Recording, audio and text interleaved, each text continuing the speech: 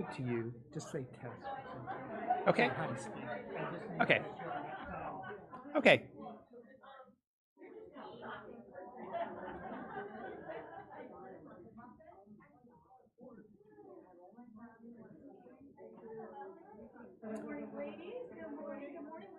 Hi, Steve.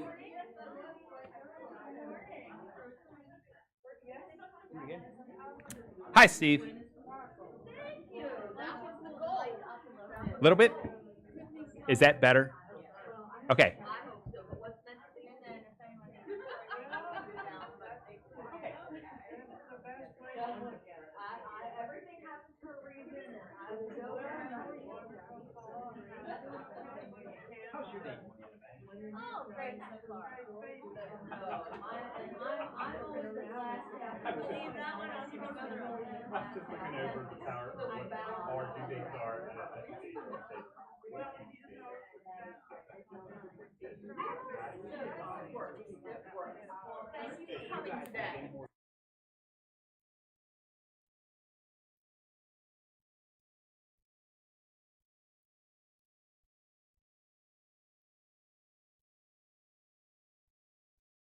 Mic button.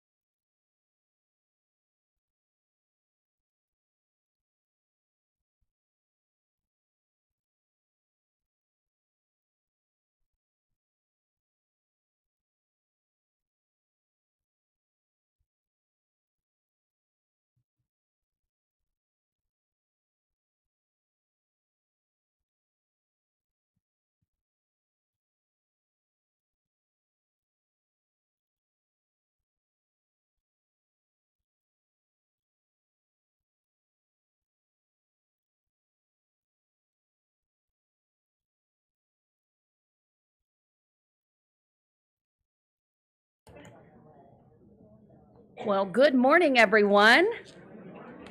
Happy town hall meeting. I'm Tiffany Reif, and I love to just welcome you all in. We have lots of things to talk about here this morning, but we are going to go ahead and ask Chaplain Brenda to kick us off with a word of prayer. I have a short devotional too. Hope that's okay. Absolutely. Okay. Since this is the month for Valentine's Day and also Ash Wednesday, it's kind of a unique combination this year. But I'd like to read from 1 Corinthians 13 about love. Love is patient. Love is kind. It does not envy. It does not boast. It's not proud. It does not dishonor others. It's not self-seeking, and it's not easily angered. It keeps no record of wrongs. Love does not delight in evil, but it rejoices with the truth. It always protects, always trusts, always hopes, and always perseveres. Love never fails. And so these three remain: faith, hope, and love. But the greatest of these is love. It's a beautiful passage, and it describes God's perfect love for us.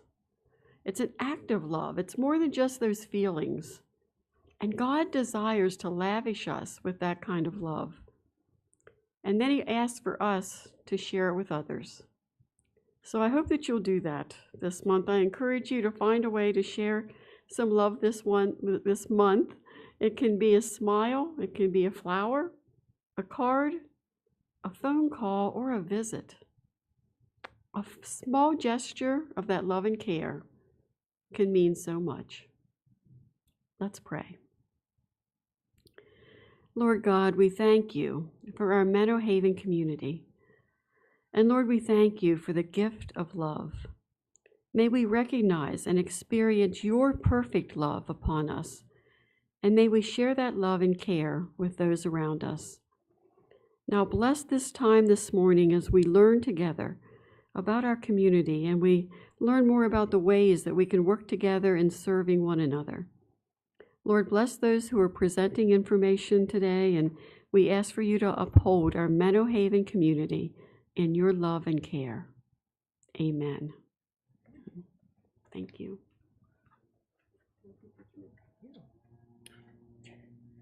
Thank you, Brenda.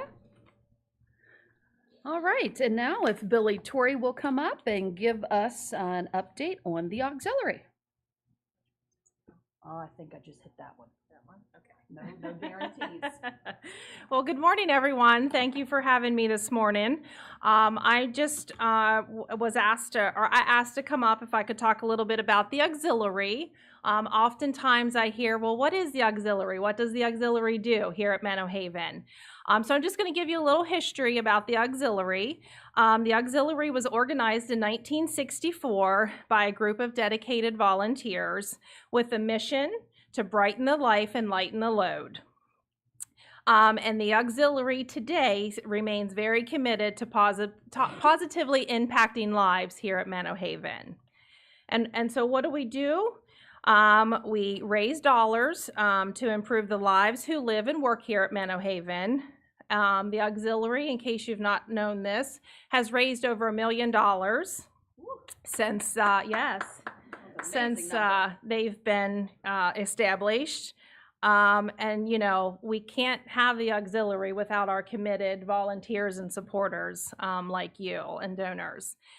So what do we do with the monies that we raise? So we take the monies that we raise and we buy things here at Menno Haven. You might see some of those projects around Menno Haven. I know one of our most recent and populars were the wheelchair handicap accessible trams that we purchased. We've purchased spa tubs for in our personal care and nursing center areas, wheelchair and medical equipment for our rehab and therapy departments. Just countless and countless things that we have purchased. So how can you get involved in the auxiliary?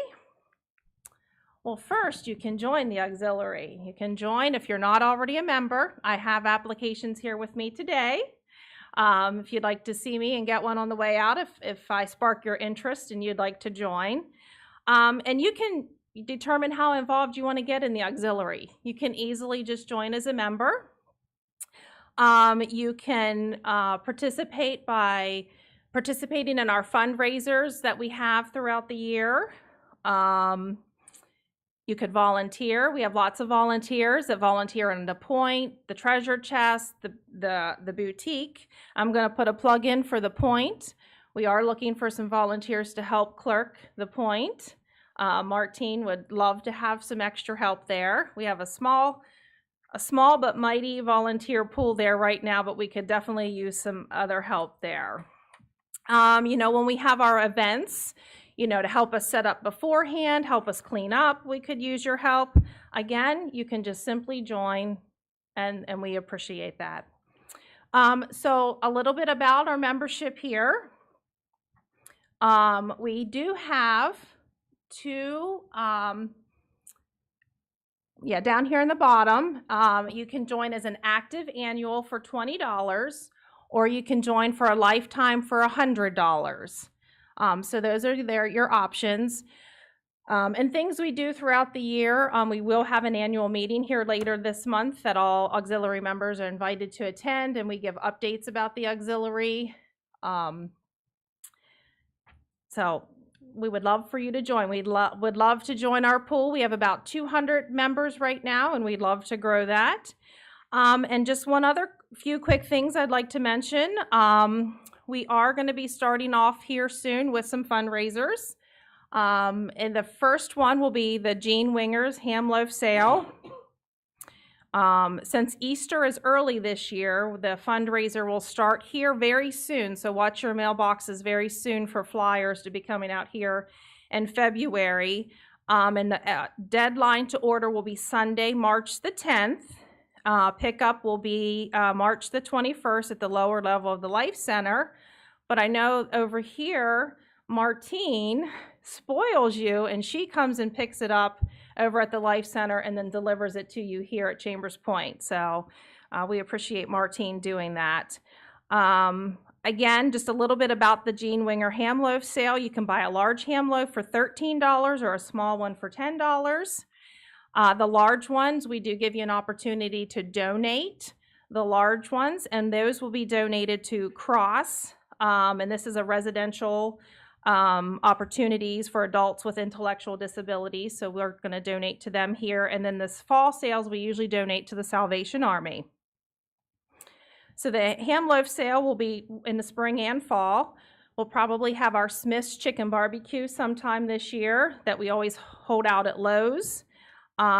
This year we are just looking at doing the Music Fest in conjunction with Menno Haven's 60th anniversary. So we're planning to have that in the fall instead of here mid-summer. The gift cards, the script gift cards that we do, or Raise Right, I guess it's actually called, that we do at the end of the year, so you can purchase for Christmas gifts, but those are always available for sale in the gift shops. We usually have our year-end appeal, and always shopping in one of the shops, the boutique, the Point, the Treasure Chest. Village store? Yes, thank you. Those are always ways that you are supporting the auxiliary, that we're making revenue to buy these projects that I talked about earlier. And just a reminder that for the Treasure Chest, donations are Thursdays 9 to 3. And if you need help getting your donation there, please reach out to me. I have some helpers that would love to come and help you pick up your things. So I think that's it. Thank you. And as a reminder, I have membership applications in the back of the room then at the end if you would like to sign up. Thank you. All right, thank you, Billy.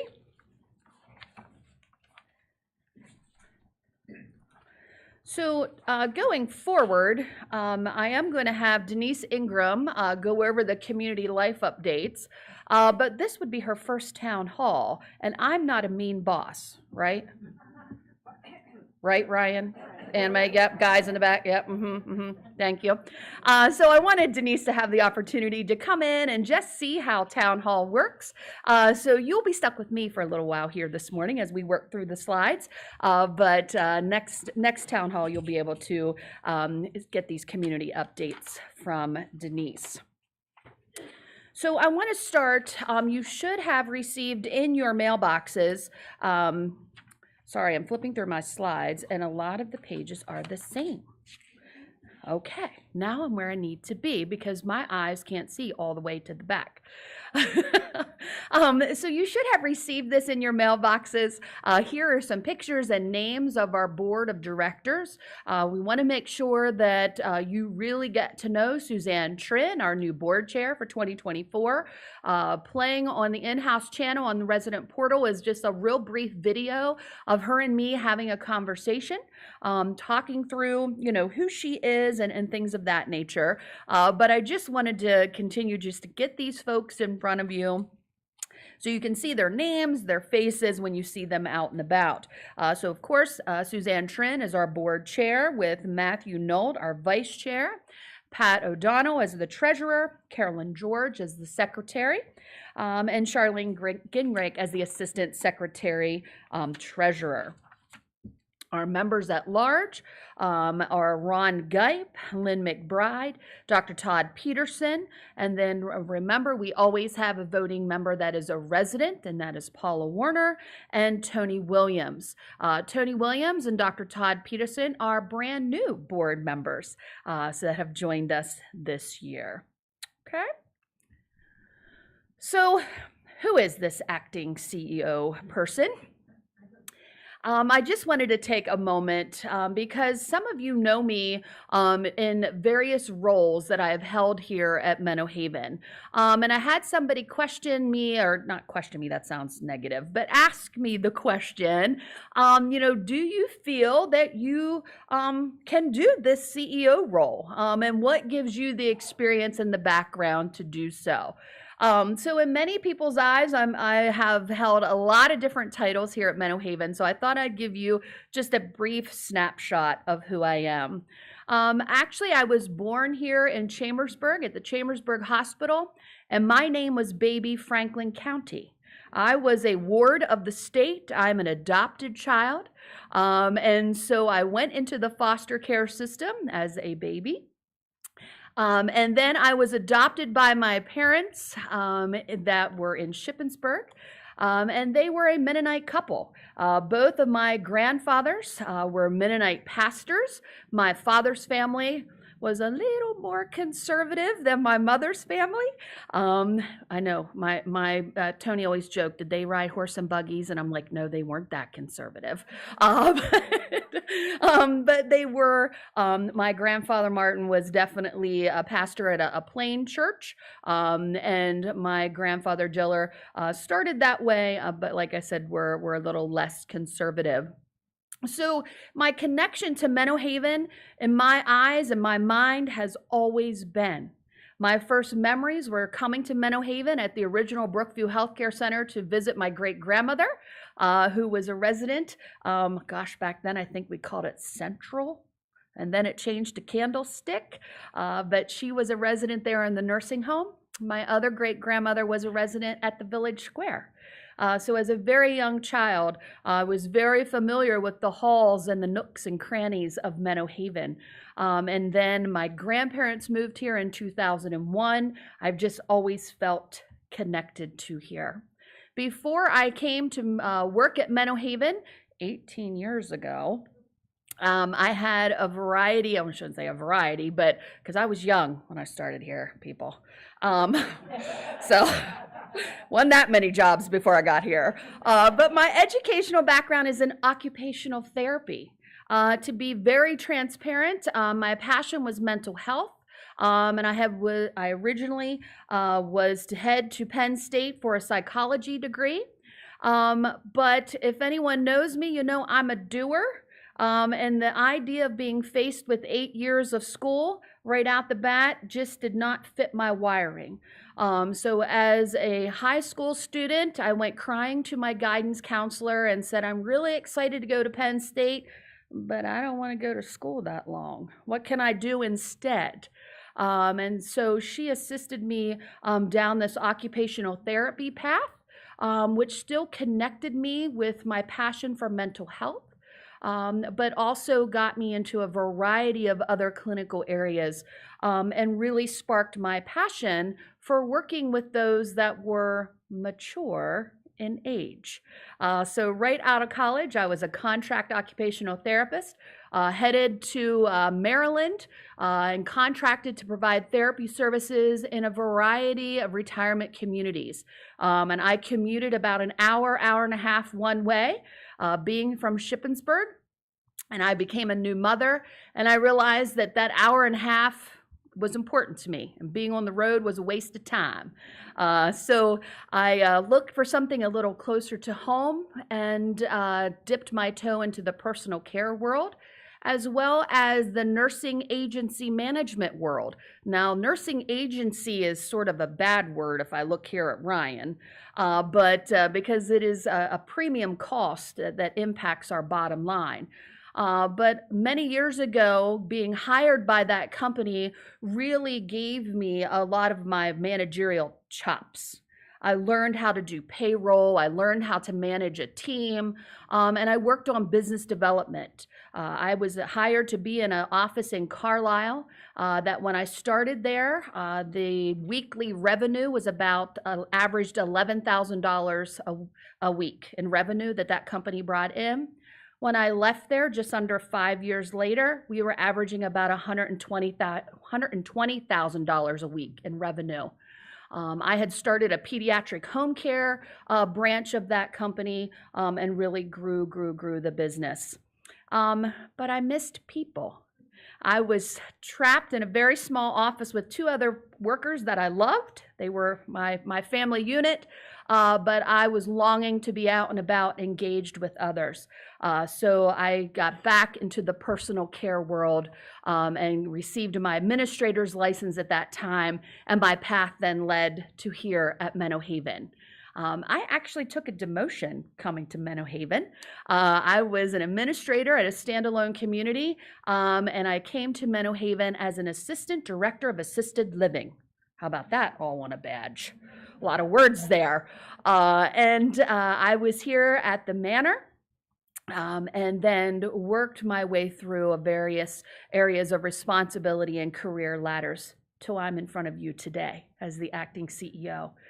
So I have touched things like becoming the assistant director of assisted living, to becoming the director of assisted living, to becoming the executive director of personal care services, where both of the personal cares at that time were my responsibility, taking on Menno Haven at Home, and then taking on the vice president of home and community-based services, which really started to get me in front of more of the independent living folks, being involved in Menno Haven at Home, Elder Day. That's when we brought on Branch Creek Place, our senior center in Shippensburg. And then I really got to know the majority of independent living as my role as community life officer. So my path has been a glorious one here at Menno Haven. And so I stand before you with lots of years of experience, and a colorful background of leadership and management, but at the core of it, please know what is most important to me is not title, but is the growth of the mission here at Menno Haven. And if you probably poll a lot of the team members that work side by side with me, they probably get tired of me saying it, right? All the time. Mission, mission, mission. But that's what really is my driver and really is my spark and core. So there's a little snapshot. If you would like to question me or have questions burning, please reach out. I'd love to sit down and talk and give you a little education about all what's up in here. Okay? All right. Well, thank you, Shirley. Oh, I didn't answer the last question, and it's an important one. See, I can't see all the way back there. What is the board doing about this CEO role? So what the board is doing is due diligence. So we know that we did not have a long runway. It's not like our past CEO gave us 6 months to a year and said that he was going to retire. So the board does have processes that they need to go through, and I am being put through those processes as we speak. So just to give you, just to be very transparent, right? We have a new board chair, 2 new board members. They had their first board meeting together as a group here in January. So they will meet again in March, right? The full board meets every other month. So they do need time to work through and vet and go through those processes. So stay tuned. I tell the team it's they're not in a room with hoods on, making these crazy decisions. There are policies and processes to follow, and to go through that. Again, due diligence is that right word, and to vet and make sure the decision is the right one going forward. All right, I will keep you attuned as soon as I know anything. All right, thank you, Anna Mae, keeping me on track. I'm going to find where I'm at on this paper. Here we go. So you also should have received this pictures and labels and names of who and where everybody falls. So here's the senior team across the top of Chuck Nelson as Executive VP, and he has taken on the responsibility of our spiritual care team. Roger Bynes remains our Chief Operating Officer, and he has taken on increased responsibilities with home and community-based services. Ryan Fritz is our Chief Financial Officer, has taken on increased responsibilities with tech operations. And then Denise Ingram has had the most impact change and has been promoted from Director of Sales and Marketing to Vice President of Community Life. She keeps sales and marketing under her umbrella, and has now had the added responsibilities of all of independent living and admissions. So Jody Hershey, the Director of Admissions, will report to her, and we're going to break these down a little bit more. Across the top is also the other areas that would continue to report to myself. So I now have team services. I will continue to have plant operations, and the culinary departments report to myself as well. So this breaks down Denise's responsibilities, as you can see. She continues to manage the marketing team. Amy Haas and Billy Torrey have also had adjustments to their responsibilities. And you can see there, Amy is responsible for the independent living housekeepers, as well as the Northgate and Renaissance front desk reception areas, and community nurses now report to Amy Haas. And then Billy Torrey has had a title change and is now Director of Campus Services. She continues to have transportation, our volunteer services, our leisure coordinators now report to Billy, as well as the wellness department.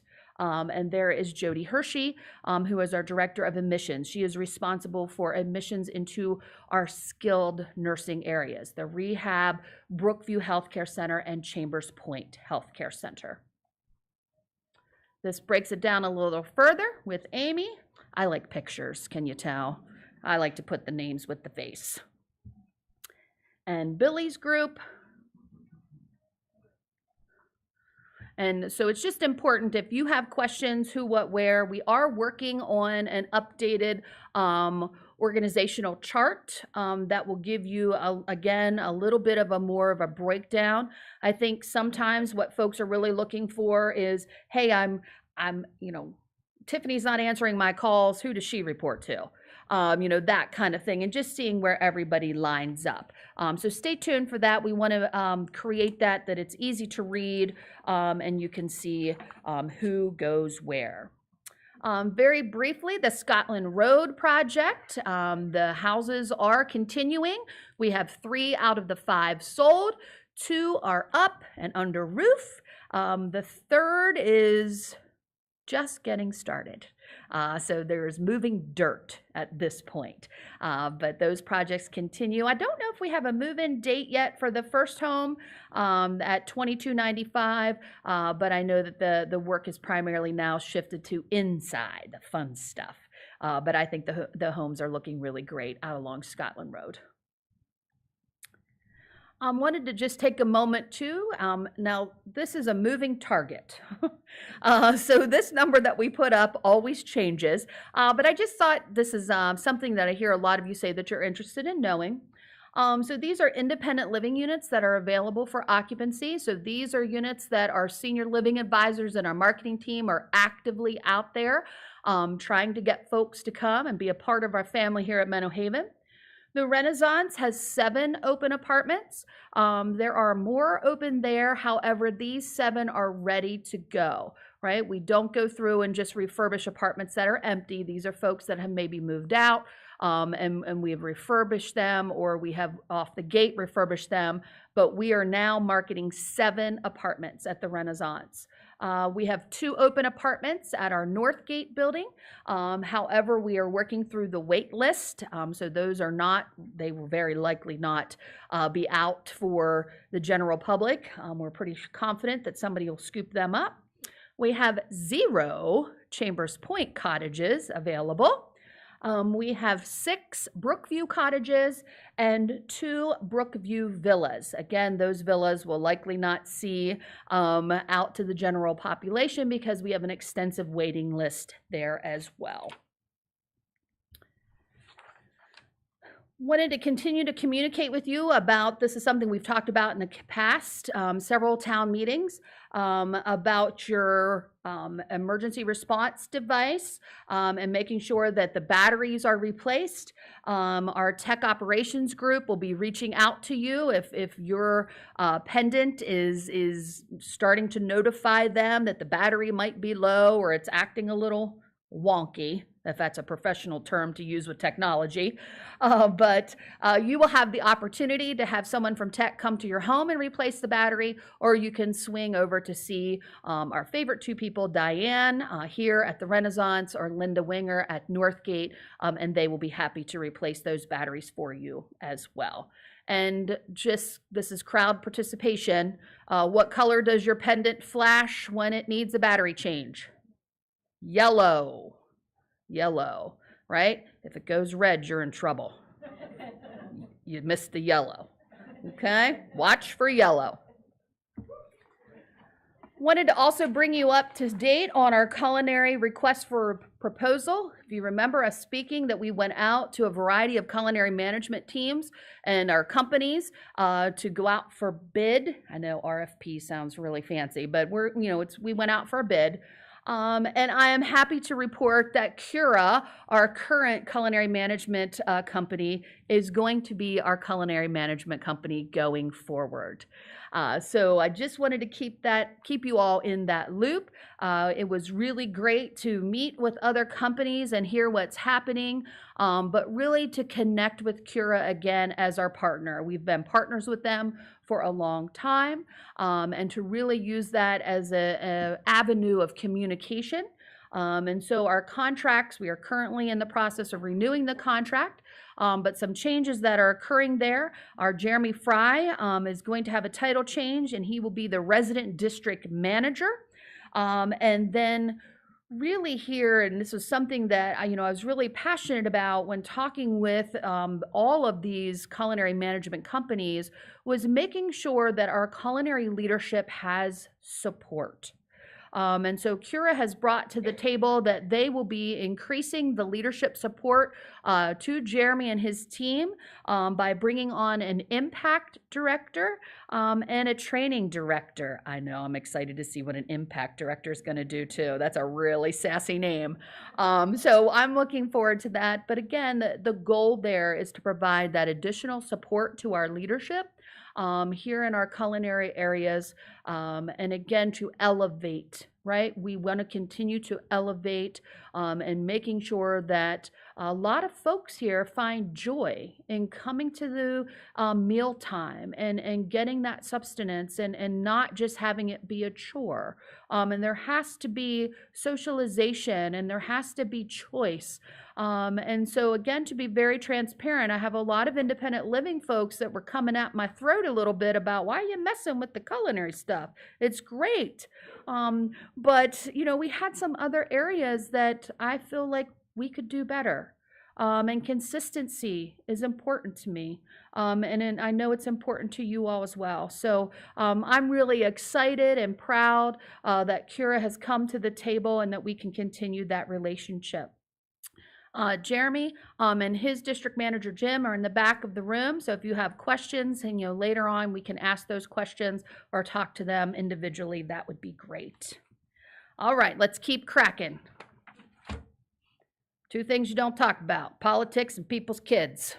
But we're going to talk about politics at the moment. We just want to remind everyone that there is no solicitation or distributing of or asking for signatures, things of that nature. We are sort of protected by our borders here at Menno Haven, as this is private property. So we do not want folks going door to door. And folks are very passionate about that. We also know folks are very passionate about their politics. So just be aware. I do get lots of phone calls that, hey, somebody knocked on my door. Hey, someone approached me in the dining room. Hey, someone stopped me getting into my car. And these are our neighbors and our friends who have this passion for politics. So it's very awkward. So just, that we are a promise here that no solicitation is going to occur. So please be sensitive and aware of that. I also want to hit it right out the gate about political signs and remind everyone here that they can be placed in windows or apartment door ledges no more than 60 days prior to any election and removed immediately following the election. So we need to talk about dog waste. Again, I'm just encouraging everyone. I was thinking about this slide earlier, and I think responsible dog owners, this is a no-brainer. But I think everybody has a subjective view as to what is responsible. I recently was out at Windy Knoll. If anybody been to Windy Knoll, and I was out front checking out, and Tony was in the back grabbing fried chicken. And when I'm standing in the line, I watched a gentleman with a little cute chihuahua on the leash, and they were standing out near the front door, and the chihuahua took the opportunity to do its business, lift its leg on the pole and the concrete right at the front door. And I was hearing Tony, he wasn't even in line with me, but I was hearing him in the back of my mind saying, just mind your business, Tiffany. It's not your dog. You don't need to say anything. Just mind your business. But in my head, I'm like, now anybody walking in and out the front door is going to walk through that and spit everywhere. And it was frustrating to me. But we really are noticing that there is dog waste, not the lift the leg kind, left. And what happens is that we then trek that all through our sidewalks and our homes and potentially into our cars. So this is just me challenging all dog owners and not being subjective about it, being very blunt and clear. Picking up your waste makes you a good dog owner. So please do so. Next, I want to just blip through our room rental. We've talked about this as well. We are looking to kick this off March the 1st. We have pushed it and pushed it and pushed it because we want to make sure that we have processes in place and it's easy to do and follow. Again, this is things that are just rentals specifically if you want to have a baby shower for your granddaughter or grandson and you don't want anybody else to show up, right? It's invitation only, and you might potentially book one of these rooms. And just a reminder that anything with our culinary needs to go through catering. So Linda and Diane, I don't have them back up in here, are responsible for booking these rooms. So anything on the Chambers Point community, you're going to be reaching out to Diane. Anything at the Brookview community, you're going to be reaching out to Linda. However, if you are expecting the culinary department to provide things for you, you're going through culinary. All right? Because what has happened in the past is that you would call me and I would look at the calendar and I would say, oh yeah, there's nothing happening in that room. and put your name on the room, and then we would walk and talk to culinary, and here they have all of their chefs out at a mandatory training for the Department of Agriculture, and I said that they would provide a full buffet. So we got into a little bit of trouble there, triple double booking things. So anything that is, you are looking for something from any of our culinary departments, it's going to go straight through this catering information. If you just need the room for something specific, Chambers Point, we're calling Diane. Brookview, we are calling Linda. Again, we're not out of winter yet, even though I think it's going to be 60 on Saturday here. But I think March is probably going to give us a whacking. So, we haven't had any issues with frozen pipes yet. Is that correct, Brian? Hallelujah. But I just want to remind everyone, if you haven't unhooked your hoses, you still got a chance. Make sure you do it. And if you want your vehicle moved, if it is not in a garage, you do need to make sure that you have a spare key to our maintenance department. Wanted to give you an update on a community nurse. Remember, we are recruiting a position to replace Nicole Martin. And there's everybody's favorite person, Carol. So Amy Haas has been coming along, Carol, and helping her, but we are actively recruiting an additional nurse at this time. So stay tuned. As soon as that person is hired, we will be introducing them to you all. We've also talked in the past about the tech bar and tech rate changes. This is something else that I'm going to push off a little bit. We just do not have the processes and things in place. If I want to be very transparent, I'm not sure we're all agreeing on what those should be. So we want to make sure that we have our act together before we push that out to you all. So stay tuned for that as well. Lastly, I want to briefly go through the Operation Bloom. And just give you an update on where we are with that. Our build culture, which is the B in the Bloom. This is reminding you that our statement here is we will build an outstanding culture that grows, supports, and retains a dynamic team to consistently deliver a world-class experience. So I went back in time to last February's town hall, and I resurrected the slide. And so we said here we were going to be hosting CNA classes at Menno Haven. We've graduated 8 classes so far here in from 2023 to now. And I believe we have 12 classes slated for 2024. So we have it on a monthly basis. We have it on a monthly basis. 12 team members already signed up. So that CNA class, we are making that happen, and it's very, very exciting. We stated back in 2023, under this build culture, employee benefit enhancements were going to happen. So we surveyed the team to really hear from the team, what do you want? What would be beneficial? We completed an equity audit. We introduced a working advantage, which is a perks system, sort of a, I just got a text, I could get discounted park tickets for Universal Studios and coupons for Starbucks and things of that nature that can automatically go to our team members. And we've also kicked off the wellness collabs that have happened. So we've done the cornhole tournaments, yoga's happening, team member in residence next week. We did some terrible water balloon thing over the summer. I got pummeled. But, having those connections, have different team members come out and having a good time with each other and you all is also important. We said that we were going to really focus on increasing our diversity.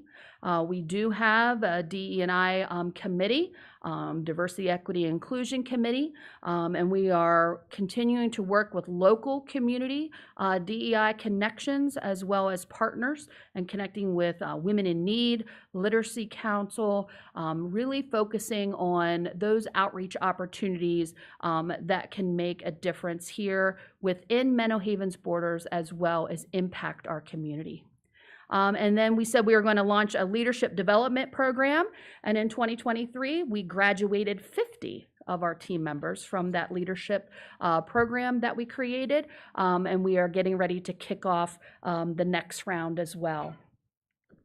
For 2024, one thing that is under my goals is we've created this initiative called Culture Defined, because that is also a word that we use all the time, right? The culture. the culture here. Well, that's not our culture. It's our culture. Well, what is our culture? Right? That, again, I think that's a very subjective word. So my goal for 2024 is to have a team together that really defines, what is it here at Menno Haven? What do we want it to be? So know that that's an initiative that will be hot on my radar, and I'm looking forward to a year to give you a report. The L for Bloom is legacy. We will build upon Menno Haven's legacy, ensuring its future through the pursuit of growth opportunities and a faithful stewardship of our resources. So we said last year in February, we're going to continue working towards scale through partnership, continue implementation of lean, discover opportunities for operational efficiencies, hire a CFO, check. Hit budget and census targets, and plan for our 60th year anniversary celebration. So this definitely continues, right? We can't put a stamp on a lot of those things. We are going to continue to look to manage scale, continue to be open for partnership if anything comes along, work on this lean processes. Again, that's that how can we work smarter, not harder?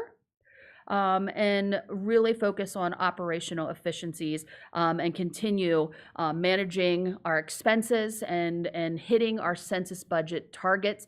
And Ryan will bring you up to speed on that in his presentation. And we'll talk about the 60th anniversary celebration as well. Also wanted to come together. This one actually should have been probably under culture, but we had two teams this past year, a recruitment team and a retention team. And as these teams worked together and evolved, they realized they needed to combine. So it has really grown. And here in 2024, we are launching, we call them the deployment teams. I feel like I need to come up with something a little sassier than that. But the recruitment and retention initiative is launching these deployment teams, and these are individual teams. A team that's going to focus on brand awareness, our candidate experience, career ladders, On Shift, which is a software system that our team uses, our mentor program, and developing and kicking off a team council. For organizational technology, our statement is we will optimize current technologies and develop infrastructure designed to provide opportunities to enhance resident experience and augment team effectiveness. We said last February we're going to develop a future roadmap for technology, dashpoint analytics, On Shift, Supply Hawk, medication scanning, and major Wi-Fi upgrade at Village Square. We got some of those done. We are still evaluating again when we talk about this roadmap. When I look up on the board and I see things like dashpoint analytics, Supply Hawk, medication scanning, these are processes that are implemented to our team. And one thing that we have really pulled back and are really focusing on 2024 is making sure that the current software systems and things that we have, and the word of the year for that is optimize. Are we using them to their fullest potential, or are they worthless? And we need to stop trying to drag them along. Let's get rid of them. And the ones that we're really, truly utilizing, make sure that we are utilizing them to their fullest potential and we optimize them. And then opportunities for inclusion. Our statement here, we will develop and nurture a culture of community connection, outreach, and inclusion by increasing access to support services that enhance quality of life. And last year we told you we're going to continued focus on person-centered wellness, continued focus on person-centered care, and focus on our domestic residents. So this is a passion of mine. In 2023, the Outreach and Inclusion team really wrestled with that very broad statement. And what we came out with at the end, again, are these deployment teams. So now there is individual teams and committees. Our domestic folks that we are calling residents at risk. Those residents who are at risk for isolation, who do not have supports, we want to figure out how can we still provide those folks autonomy, but assure that they know that the resources and the support services that we have here at Menno Haven is available to them. Our coordinated outreach is also another team. Our service excellence is also a team that is going to focus on us becoming a place of excellence in Parkinson's and dementia. And then we have an education and communication team. Menno Haven also had a curriculum committee, and that's rolling in. So we're trying to streamline and connect and really laser focus on getting information out. How do we do it that everybody knows it's happening and it's easy to retain? And then the M for Bloom is modernization. We will initiate an updated master plan to navigate the community to ensure that all residents can live with confidence and dignity. So this is something that we are focused on right now as we work with our partner OnePoint to work through this strategic plan. We are not at the point yet to really give out ideas of where we're at within that modernization. But we do know that our focus is the Chambers Point community, our personal care apartments, and expansion of independent living. All right, you still awake and with me?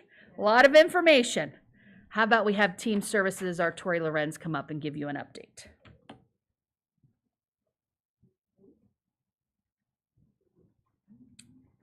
Thanks, Tiffany. Oh, I didn't realize we already have printed. Look at that. Okay. So mine is short and sweet, but I did want to kick off my piece with some exciting numbers. And I say exciting because I think it's taken us a while to get to the place where we are right now with recruitment and retention. So we ended 2023 with a first-year turnover of 41%. When you look back at 2022 and years prior, that number has slashed in half. So that's kudos to our team, both administrators, hiring managers, and the team services department. And then overall turnover for the organization ended at 28%. And I wanted to highlight today too, our headcount in 2023, it increased by 18% in the year of 2023. So that's awesome. Again, things that we can just celebrate and showing that the work that we're putting out there is helping. So a little bit more detailed, if we dive further in, our CNA turnover rate was 50% at the end of the year, where the national average is a little bit higher than that, about 51%. Our LPN rate ended at 34%, national average is 38%, so we came in under. And then RN, ours was 27%, and the national average is 39%. So much better than in the other areas. But again, those are our three critical positions. It's very tough to recruit. It's very tough to retain those positions or the team members in those positions. So anything that we can celebrate, I think, is worth celebrating. So Tiff touched a lot on build culture, and I just wanted to give some highlighted updates here as well. So in 2024, we're in 2024 now, we started the Cumberland Valley Leadership Connection Partnership. So that leadership connection was already established in the community, and then they had stopped meeting because they did not have a venue anymore. So we were able to partner with them for this year, and we are hosting the monthly Leadership Connection meetings for local leaders in Franklin County, but also for team members here at Menno Haven. There is no charge. It's held once a month in the morning, so right before their schedules kick off at work. And each month the topics change. So we'll review just leadership skills in general, like building trust, learning more about yourself, emotional intelligence, and that really helps equip the leaders just, again, everywhere, community and within Menno Haven to become a better leader. I wanted to highlight some school partnerships that we have. So we work very closely with Franklin Career County Tech Center, all the local high schools and colleges, and we're able to participate in their career fairs, mock interviews, and internships, which is very exciting because we're able to get in front of kids who are at least 13 and older, and it's important to get in front of them when they're younger to educate them on healthcare and the healthcare industry, because it's not just nursing. We are both clinical and non-clinical. And a lot of them have this thought of, oh, I'm not going to a retirement community. I don't want to work there. But it's really just, again, expanding their thought and mind and giving them education of really what it all entails to be a community here. And then just to reiterate the leadership development, so we're going to continue on for 2024. We've identified team members to go through for the program this year with focused topics, very similar to the Leadership Connection, but this is only for Menno Haven team members. Building trust, having crucial conversations, emotional intelligence, again, equipping our team members to be their best leader. And then our CNA program. So this is a partnership that we have through the Franklin Career County Tech Center, and it has provided a lot of opportunity for us. It's essentially created a pipeline and helps close a lot of our CNA positions. And so to date, we filled over 10 CNA roles. And like Tiff and I were saying, we have about 12 more team members scheduled from January through March. So again, all good news. With that, we added Greg Warner joined our team as the new talent acquisition specialist back in November.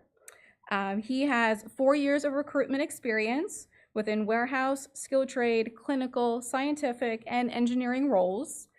He graduated from York College in 2019, and he lives with his wife in Carlisle and their 2 dogs, June and Cash. Super cute. And I can't remember which one, but one of the puppies had a birthday last week, so he was treated to, well, I guess, I don't know which one it was, he or she, but they treated him to a walk and ice cream, so very cute.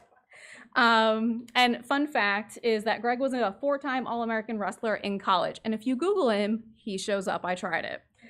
But so in all seriousness, Greg is doing a great job. I'm very happy to have him as an addition to the team. We've seen a lot of growth just in partnerships with the schools in the community, just in general with community networking. And he's an all-around go-getter. So, and that smile, that's not just for the camera. He's always smiling. So to end my piece and kind of sticking to recruitment, so overall, as of last week, we had 34 open positions. This morning we have 31. But if you break that down further, we have 22 full-time or part-time positions, and the full-time and part-time is what is calculated into the vacancy rate, which is sitting at 5% right now. Of those open positions, we have 2 that are CNA positions. Compared to last year, just throughout the year, we were sitting about 20 plus CNA positions. We currently have 4 LPN positions and 5 RN positions. So of course they can fluctuate, but again, when we look to see where we are now compared to years past, we've done a lot of really good work. So, Ryan?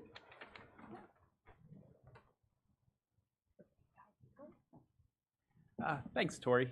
Good morning, everyone. It's great to see everybody here this morning. Let's see, make sure wrong way. Okay, before I get started, I do want to let you know that the information being presented today, the numbers and what you have in your packet, is for a year ended December 31st, 2023. The numbers are unaudited. Our outside auditing team is currently in process looking over our information, and we expect our audit to be completed by late February, early March. As we can see on this slide, we have 2 bond covenants that we're required to meet for our debt services that we had taken out a few years ago there with it. The good news is, as you can see, that we're above what's required for the debt service coverage ratio. We're at 1.37. The required is 1.2. If we look at our days cash on hand, we're sitting at 327, and required is 150. So doing well there, but this keeps the bondholders happy when these are at these types of numbers. Okay, we'll start with looking at operating revenue. We ended the year at $58.6 million. We were over budget, $2.4 million. Which is good news, but we also know that there's some areas that we have to work on improvement. And those 2 areas that we're currently focused on is rehab and home care. With it, we've got teams together already. They're working together to help ensure that we hit our key performance indicators for 2024. And the other thing I'd like to say about revenue is we did see a little bit of pressure on revenue this year in our payer mix. We're seeing a higher percentage of Medicare Advantage plans and medical assistance plans, and those are going to be our lower paying payers as we go forward. So if we budget having a higher Medicare or higher private payer commercial, it does have an effect on revenue. As we look going on down, total expenses were $68.8 million, unfavorable to budget $5.2 million. And there's a couple of things in there that's related to this. Labor-related expenses is up $1.4 million. A lot of that's related to agency. When we were unable to hire the people that we needed to take care of the residents in the nursing homes and personal care areas with that. Another area that was up was depreciation. That's up, but we have also come off a major building project, so everything's coming online there. That was $1.5 million. A couple other areas that we were over. I'm going to say maintenance, but it's not really to blame maintenance for it. It's turning of rooms when residents move on, either from skilled or personal care, going in and painting or replacing a little bit of the flooring and stuff like that. With that. So that's about $500,000 there. And then one of the other areas that we've seen some pressure increases this year is culinary. I'm sure everybody's aware when you go to the grocery store of the prices or how small the bag is that you're getting anymore with it. But we had some higher than anticipated repair costs and then just the food and supply costs associated with serving with that. I'm just going to jump to the next slide and we'll come back to this, but I just wanted to let you know, we know going forwards that we've got to do a better job controlling expenses this year and also going forwards. From that last slide, when we go back to it, we know that the expenses exceeded our revenue by $10.2 million. With it. And we also know that our average cost per day was up 8.9% from where it was in 2022.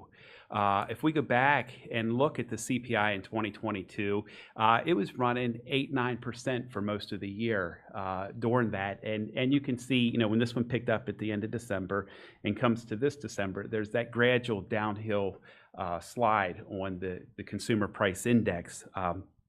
With that, but if we went back to 2022 and compared to 2021, we were only up 4.5% there.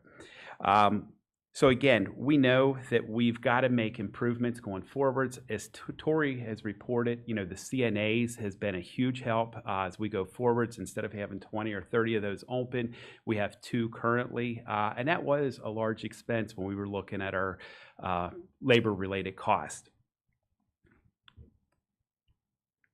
I'll go back to here. If we look at our non-operating revenue, it was at $5 million, favorable to budget, $5.8 million. And a lot of this is tied to how the markets are doing in the given year. And I'll just give you an example. The Dow ended 2022 at around 33,147. At 2023, it ended at 37,689. So it was up about 14%. So this was favorable to us, whether it was unrealized gains on investments or our realized gains on investments. Looking at the very bottom, we actually had a decrease in net assets for the year of $5.2 million, but this was favorable $2.8 million to the budget. We actually did better than what we anticipated when we put the 2023 budget together. So that's good news, by seeing that. But I would like to say, in summary, we have work to do going forward to ensure that we're on strong financial grounds. But if I go back and I look at the projections that were done when we took the bonds out back in 2018, 2019, we're actually right in line with those projections of where we're at currently. Unfortunately, we're in the early years after all those projects were completed. So that's usually the toughest times as we go forwards. But I feel confident with the team that we have here and the work that we're doing to make sure that we control our expenses.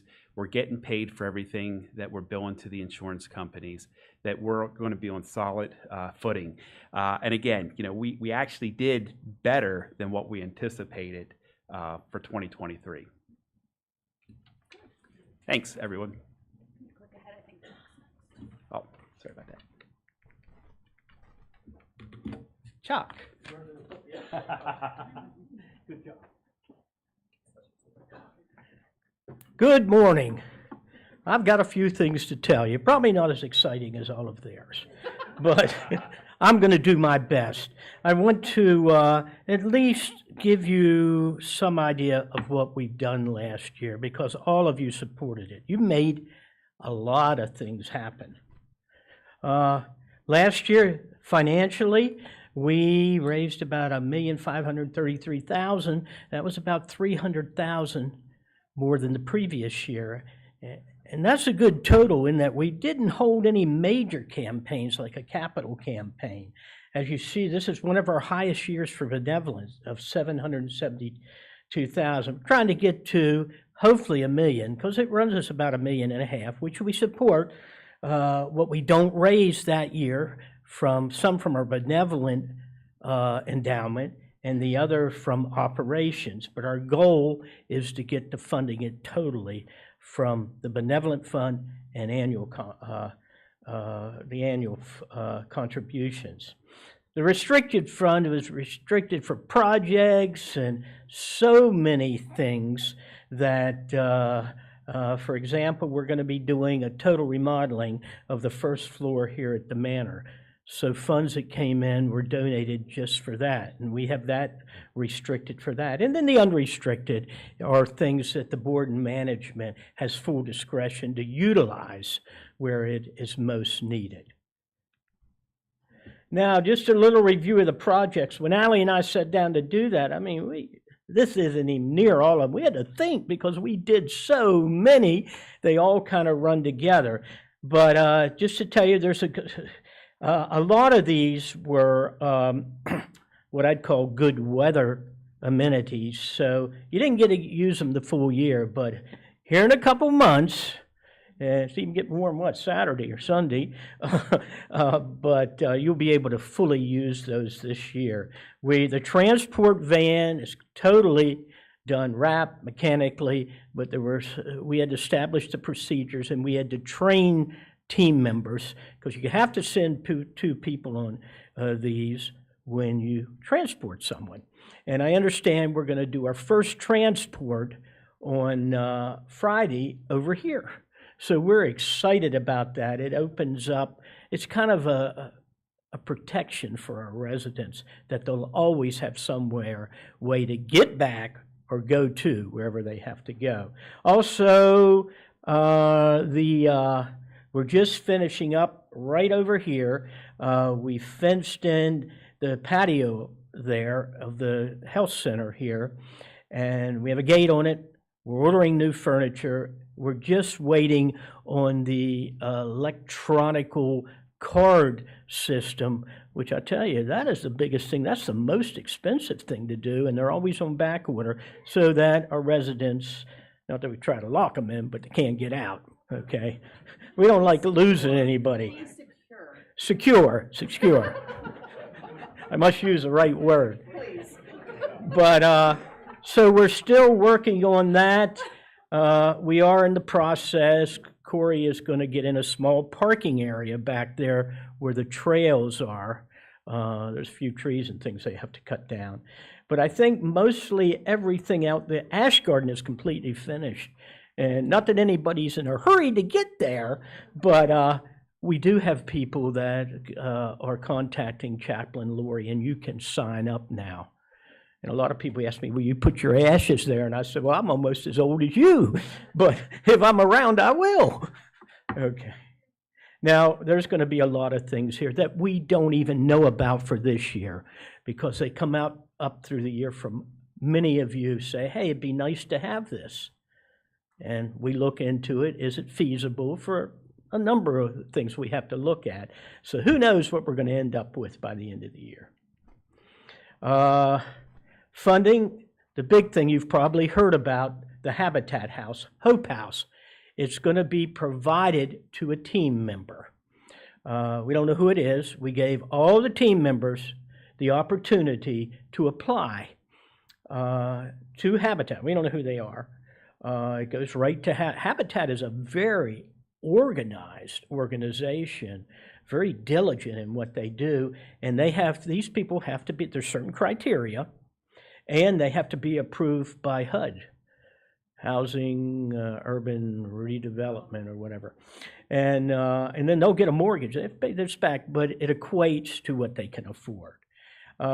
We are now looking, we're going to have to raise $250,000, but about $125,000, I've calculated, will come from in kind from vendors. We've given them Habitat, about 15 of our vendors who hopefully better support this, that we do a lot of business with them for years, from excavating to drywall to putting in heat pumps, flooring, anything you need, plumbing, will contribute this in kind. And then we need to raise about $125,000 in cash. Haven't even started, but already got money coming in. Also, already have residents and team members contacting us that they want to contribute time. I have a contractor that contacts this week, and he has about 20 people in his team, and he's going to contribute a whole day, and these guys can do anything and come in and do things. So we're excited, and a lot of our residents, and looking on the list of people who have contributed time and money at Habitat, our residents are very active in this. So we're excited. Hopefully we can let you know who the team member will be, and we're going to probably follow them throughout the process. I think it'll be exciting. So we'll keep you updated on that. There is going to be a garage on there. It's very nice. Okay. Remind everybody where it's at. Pardon? Remind everybody where it's located. Oh, yeah. Okay. It is located in Green Village. If you're going out north of town, Green Village, it kind of divides there. If you go left, and you'd make the first left, there's a big development back there. And Habitat has purchased a lot on a cul-de-sac, and that's where it'll be. So get your hammer, get your saw, and that's where you're going to be going. So we'll be getting more information out on that.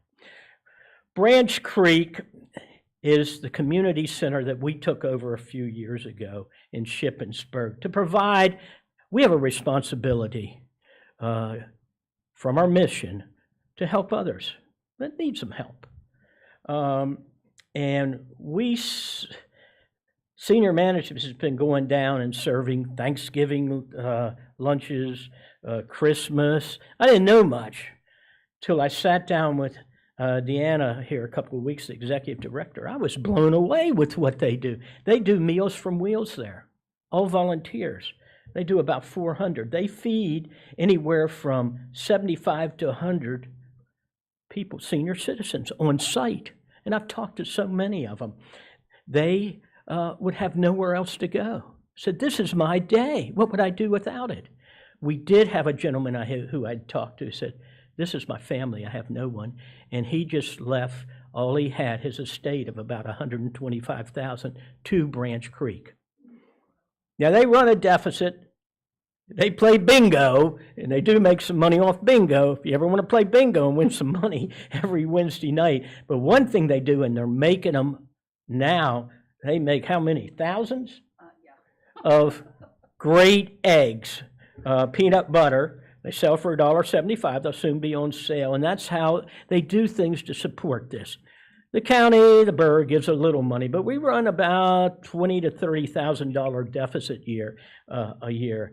Our plan is I'm going to do a fundraiser over there in that area because there are companies that aren't supporting it over there that should. And I'm going to go see them and tell them that. So we'll make it profitable, no doubt about it. So if you ever have a chance you want to go down there, let us know. They love to have people come down. We had a group of them up here last Thursday, I think, for lunch at the Life Center. I went down to the Life Center. Usually you can get right in line. My goodness, could hardly get in the door. But they loved it.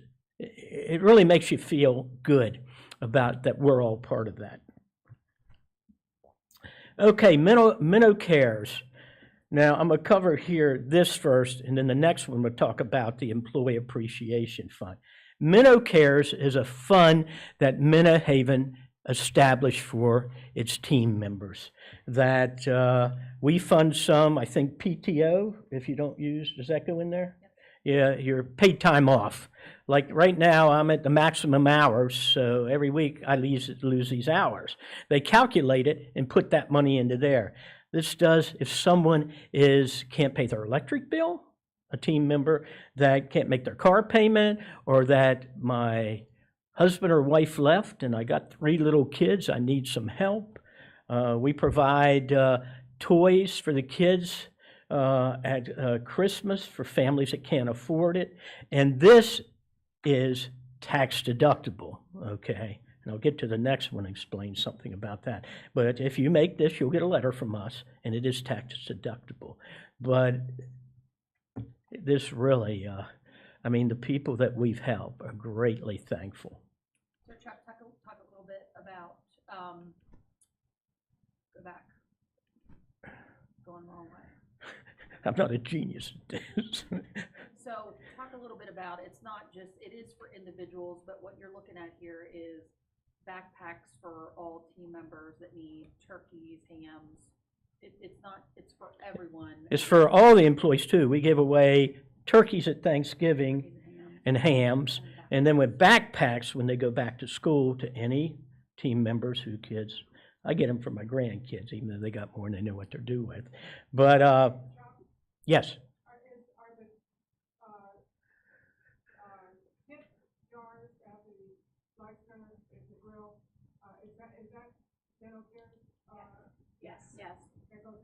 I learned that. Yes, it is. Repeat the question. Yeah. It was asked, are the tip jars that are around, particularly at the Life Center and I guess elsewhere, do they go to Menno Cares? Yes, they do. So stuff them full, okay? And they'll go right to here. So. They usually bring anywhere between $60 to $100+ a month or so. Oh, that's great. Okay. I'm going to put out a big barrel then, and we'll see how much we get. Okay, I haven't started fundraising, but if anybody wants to give funds towards it, this is on the Brookview Trail, and it is used a lot, or was, but you don't want to sit on it now because the roof's ready to fall in. But maintenance gave a cost of about $6,000 to fix it. We want to use all what's called, I guess, Trek wood. It's not wood, it's like plastic, it lasts forever. And but we can get a new one for $8,000. So we're looking at getting a new one to put back there. As you see, you have the yellow tapes. So please don't sit in there. We don't want anybody to get hurt. Okay, I had a resident here about 2 weeks come in to see me and said, Chuck, we really need a gate between the big and the little park, dog park. We divided them. But I found out we're not protecting the little dogs. The big dogs are scared of the little dogs. So we don't get a lot of little dogs. They all come over to the big dog park. And so I do have a resident, when they heard this, she said, I'll fund this. And we have 2 8-foot gates in the middle. We can close them. That will be open. So the dogs have twice as much area to run because they're kind of running on the big dog park. They're kind of taking the grass out. But nice weather, about 4 o'clock every day, there is a big party down there with food and drink. And anybody can come that wants to come. This has been one of our most successful amenities. And the dogs love it too. So we just sent out a donor survey, and we've gotten close to 100 back. And I want to thank you. We've gotten some great feedback. The only way we know is what you tell us. And I want to hear things that we really need to do better. I used to tell when I was president of the trust company, I'd tell my people, I don't want to hear what we're doing good. I want to hear what we're not doing good because we'll only get better if we know that. And if you didn't have a chance to fill it out, or you want to fill out another one, because now don't anyone try to be the first. but we really haven't had any negative things, so that's unusual. So Allie has some here that she can give you as you're going out, and please feel free to fill those out. Now this is a big thing, Heritage Week. We are celebrating our 60th anniversary. I was here on our 50th, and that was spectacular. And when you have an anniversary, you need to celebrate it. It'll bring in more new residents. They'll see this and they'll get excited about it. Team members get involved, they get excited. People give more dollars for special things in the 60th. And this year, we've put a group together, and Denise and I are co-chairing that. She's doing most of the work, but she's got it all planned. She's a good planner. She's going to tell you a little bit about what's going to happen. Well, hi, everyone. All right, we're partners in crime, like it or not. But we are very excited about our 60th anniversary. We have collected a team of team members and some residents to really focus on our 60th anniversary and the heritage that we have, looking at our past and looking into our future. So we've designated the week of September 15th through 21st as our Heritage Week. On Sunday, we're going to do a kickoff with an opening ceremony. And that should be a really fun event that we just are hopeful that team members and residents will be participating side by side throughout the Heritage Week. On Monday, we're working with our culinary department to come up with a very fun event because part of our heritage was things like Country Day, if anybody was here or had ever participated in that. So that is kind of birthed out of that. Tuesday was going to be all about wearing our Menno Haven Colors Day, and our leisure coordinators are working diligently on creating a trivia night. Wednesday, generally our cardboard boat regatta was held in August, but we felt that that event was so well attended and loved by both our team and residents that we're moving that into this Heritage Week. So build your boat, be ready, because it's going to be really, really a fun day. On Thursday, we're going to have 60s themes throughout Menno Haven at all levels of care and through independent living, so there'll be more details to follow. Friday is our Anything Goes games. Not quite sure what all is entailed with that, but I'm sure if you have a competitive spirit, you'll want to make sure that you're participating in part of that. And then as we close out the week, our closing will be our team member picnic during the day. And our auxiliary is moving their 60s themed dinner dance event to that evening. So we have a nice, well-rounded, something for everyone kind of week planned to bring a lot of focus, a lot of attention, and a lot of just camaraderie. So we're hopeful to continue to build the community that Menno Haven is. So we're looking forward to it. Put those dates on your calendar. There'll be lots more information that's going to come your way. So I just look forward to working with Chuck and making this all happen. Thanks. Denise, that was great, and you were so cute because I looked down and you're up on your tiptoes like this. This goes down and can go up. Okay, but you'll see a lot of things. We've asked all the areas from development to team relations to everything to build this into all their events during the year. We have a logo for it, and to celebrate. We have a proud heritage. Not many have this proud a heritage. Okay, Allie, my executive assistant back there, she's tremendous. She does all the work, and she has worked on, we needed it bad. We kind of got behind the 8 ball on this, a new website, and we're not quite done, but it's going to be spectacular. We raise more and more funds off our website. You can give on there. You get a receipt. It comes out to you automatically. And you can get information that you normally couldn't get anywhere else. So coming soon, we'll let you know when, but hang in there. The Employee Appreciation Fund. Now, I got a lot of calls on this. And I don't know if everybody was quite happy, but we try to tell you throughout the year, and we sent out a letter. This was started years ago I don't have all the background, and I'm looking into it now, as a resident-driven fund. We do all the work, administrative work, finance, but there are a number of residents who kind of have a committee, and they make decision on how the funds are dispersed. It went to all employees except senior team and the senior directors, and they got an average of $318. Now, this is not tax deductible because it's resident run, and they did not apply, which they could have done, for a 501c3 letter from the IRS stating that that is a nonprofit. Now, I'm doing some research. I don't know what will happen, but if we can do something about that, we will, and we'd make it retro back to the first of the year and give you a letter. But the generosity here is tremendous, and I'm telling you, to a lot of employees, this is a lot of money. A large percent live paycheck to paycheck, and they appreciate it. They'll come up and say, well, Chuck, how's the employee appreciation fund going? I said, the money's flowing in, so hang in there. So they're very appreciative. And I want to thank you for all you've done. I also want to mention that pastoral care has come under me.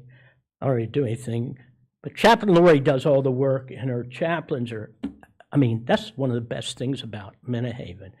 And I'm trying to catch up.